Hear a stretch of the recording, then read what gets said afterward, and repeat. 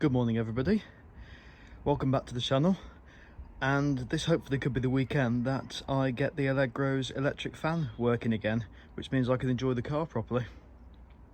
So mission for today is to remove the switch which is there, also that bracket, because as you can see the bracket looks a bit manky, so I'm going to put that in white vinegar as advised by a very helpful person who commented on one of my last videos. Leave it for the night, give it a spray with some Hammerite, and then attach it on when I've got the new sensor, hopefully tomorrow. Also, this is the first bit of footage that you are seeing on my brand new phone, iPhone 15, and I can tell straight away just by looking at the screen that the quality is better, so hopefully that's what you guys are seeing on the video. So let's get cracking. There's the bracket off. As you can see, there's a couple of clips that hold it either side of the radiator. That could be a bit of a pain in the arse to get back on. The one on the outside, as you can see, because it goes there, the outside should be easy to get back on, but the inside could be a little bit different, so that could be a little bit of fiddling involved here and there. But never mind, not everything can be easy, can it?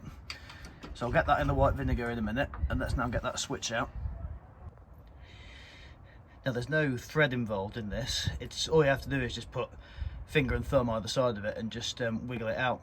It's not out yet because there should be some coolant that's going to come out here, because obviously it's not quite to the top of the radiator. There will be some that's going to come out, but that's not a problem because I'm going to replace the coolant in this tomorrow anyway. I've got a tray down there to catch any of it because I'm not going to put it back in the car, so it doesn't have to be a clean tray that you catch it in. Let's get it out. So there's the sensor, or switch, whatever you want to call it. It's come out. Looks quite old, as you can see, and we know it's not working because we've tested it.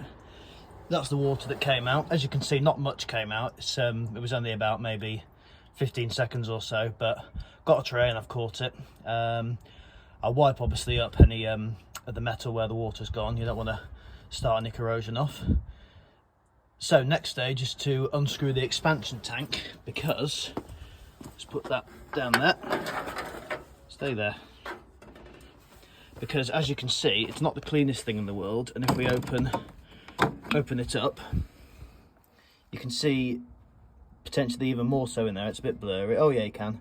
It's not the cleanest thing inside, so I'm going to get that off, and then that way the cooling system can be in a better state as well. So I've got the bottle off now.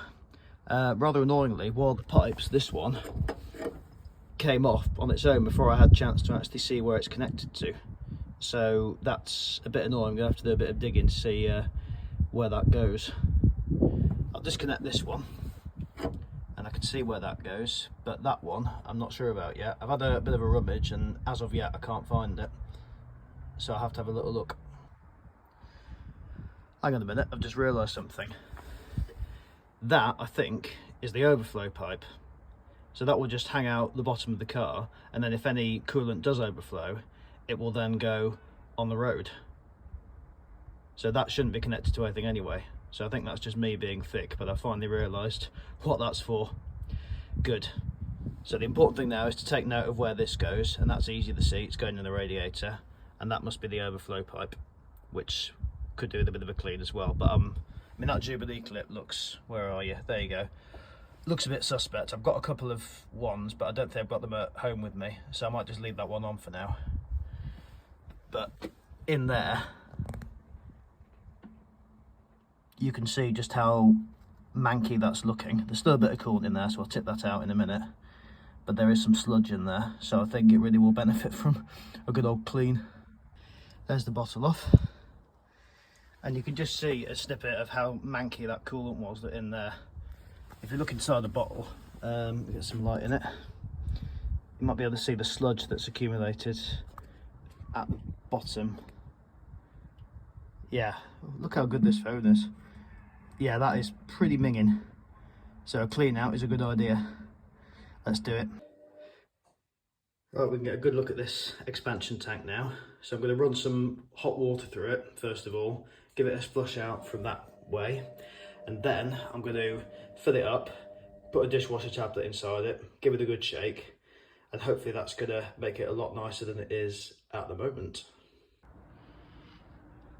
So what I've done is I've washed it a few times with some hot water. You can see that it's still dirty in there.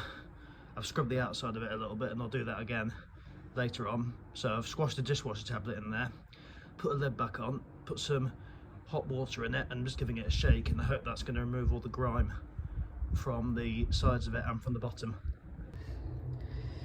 Now you all remember what the inside of that looked like before. Now that's a hell of a transformation. I'll probably do one more just to try and get the last dregs of it out, but it's not going to be pristine, but that's a hell of a lot better than it was. When you see visible results like that, really makes the job a lot more satisfying, doesn't it? Right, that's the bracket in the white vinegar. So I'm going to leave that for probably until tomorrow, just so it can soak in and get rid of all the horrible rust. That's the plan anyway.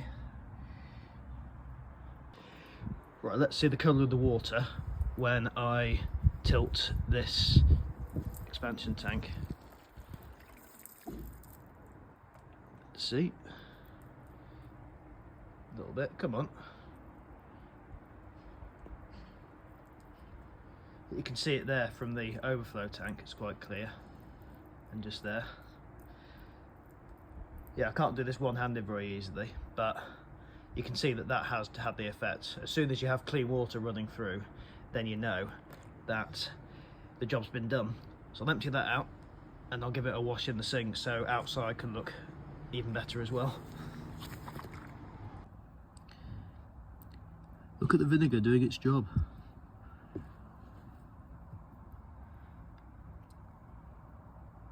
I could be here for hours watching this. Can't imagine this will be rave reviews though if it's just me standing watching vinegar bubbling on rusty metal for 5 hours. I'll spare you the pleasure. As you can see, that looks a lot better now. Done a few runs through, managed to put a flannel inside it. And there's still a few little marks here and there, but a lot better than it was, and just clean water's running out now. So really happy with how that's gone. I'll get that fitted when everything's flush, which is going to be at the very earliest, tomorrow, because the new sensor hasn't been delivered yet, or the new fan switch. Hoping it would have been. It said it was going to come Friday. It hasn't yet, but they also haven't said they've tried to deliver it, so could just be a simple delay. I've also put a new Jubilee clip on there because the old one was very rusty and just looked pretty nasty, so that ties it up a little bit. There is that as well, but it would involve getting that off as well, and can't really be bothered, so I'll leave that one on there. So it's the next day now, Sunday 1st of December, and you can see quite clearly how good the white vinegar has done its job there. Not perfect, but I wasn't expecting it to be. A hell of a lot better. Given it a bit of a helping hand with the wire brush, and certainly it's markedly better than it was before. So now time to get the hammerites on it. So there we go. Pretty much got all the coats on there. I'll do one more on the other side. And looking a lot better than it did before. Light's fading, so this is probably going to be the last thing I'll be able to do today. So it's just a question now of waiting for the sensor to arrive, or the fan switch I should say, and hopefully it should be a relatively quick job to flush the coolant, reassemble it, bleed it, and then it means I can start using the Allegro again. Fingers crossed. Well, it's now Saturday the 7th of December, whole week's passed, been at work, and as I'm sure many of you know, the UK is currently being battered by Storm Dara. But fortunately, in Nottingham we have a bit of a lull at the moment, and I'm that desperate to get this car finished that I want to at least make some progress today. So what I'm going to try and do is get the newly cleaned expansion tank fitted back on again, and maybe even the coolant flushed out. So let's see. There you go, back on, easy, just 2 screws as you can see. One there, one there. Won't connect it up yet because I'll try and flush out the system. I don't want to drag old dirty coolant through that when I spent a while last week cleaning it thoroughly. So that's going to be the next thing we need to do.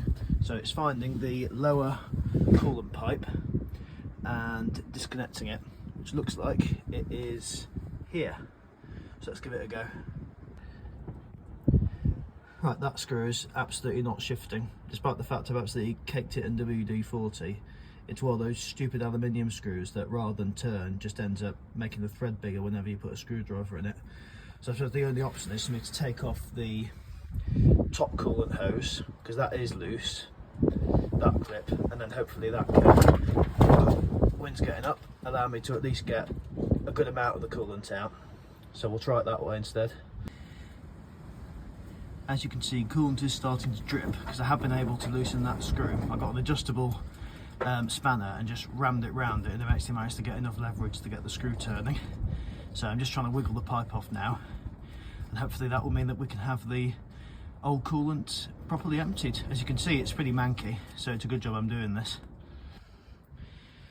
Right, I did spill a bit, but you can see that it is quite filthy, so I'm going to wash it through with a hose now and hope that's going to get all the dirt out of it. So now I'm loosening off the top of the thermostat housing, because that's where you fill up Allegros. You don't fill them up from the header tank as some people think. This is actually the ideal place to do it. And also as well with this, you need to make sure that you use a socket to take off this rather than a spanner, otherwise you'll just wear it out. So plan is to also get the hose in here, give it a bit of a clean, and then that should be all the dirty coolant and residue all blasted out of it. Now the idea being with this is you keep running water through it until the water coming out of the pipe there is clean. So let's see if I can do this one-handed and show you what I mean.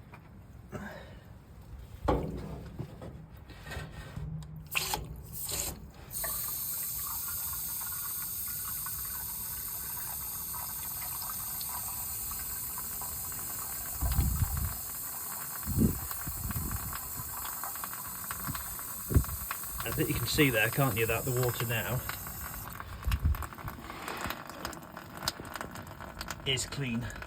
So I would say that's been flushed out well now. I mean, just look at the state of that coolant. Really did need doing. That isn't going to cool your engine very well. Right, that's the pipe back on. So what I'm going to do now is fill this with deionised water, because what that does is it means that you can avoid scale being built up from normal mains water, and then that will mean I can then put the fresh coolant inside it. So I'll take the pipe off and drain that once I put that in, and then we should be ready for the new coolant. Right, update. I'm giving up for today, because basically I've knackered my thumb trying to get the new switch, the fan switch, in where the old one was. But even though it should technically fit, it doesn't. It's a bit too thick. It goes in, but you can't stretch the clips around the side of the radiator to secure it in place. That's what those are. So I'm going to just leave those in here, tuck them away nice and safe, and I'm going to probably come back to it next weekend. I probably will lump all this video together rather than just do a separate one, but if I do, thanks for watching. If I don't, then you'll see me in a couple of seconds, probably a week down the line. Sorry, that was a bit of a rushed ending there, guys. I think I probably will wrap the video up here. It's just when you've busted your thumb and then you've been fighting the weather, you just know that that's the time to stop for the weekend. So I've tightened up all the hoses, so they're back on. So literally all that needs to happen now is this new sensor. I've ordered a different one that is the right one as well, because this one is from a Series 3 Allegro. Whilst it does fit in the hole, it sticks out more than the one that was on there before, which means you just can't get the clips around it, and that's what happened to my thumb when I was trying to force them round onto the radiator. So I've ordered a different one, which is the same as the one that's just been taken out. So that should hopefully come over the next few days, and then the weekend I should hopefully be able to get that going again. And by next weekend, hopefully the weather will be better, so there's less pressure, because I've got a lot on today as well. I've got to go out later. So probably just as well that I'm stopping now, just to take a deep breath really, and then come back to it another time. Doesn't matter really that the cover's going to be off. As we know, the cover was off for a fortnight in the snow, and virtually no water or anything got in, and it's fine. So we'll come back to it. Thanks for sticking with me, and I'll see you guys very soon. Goodbye.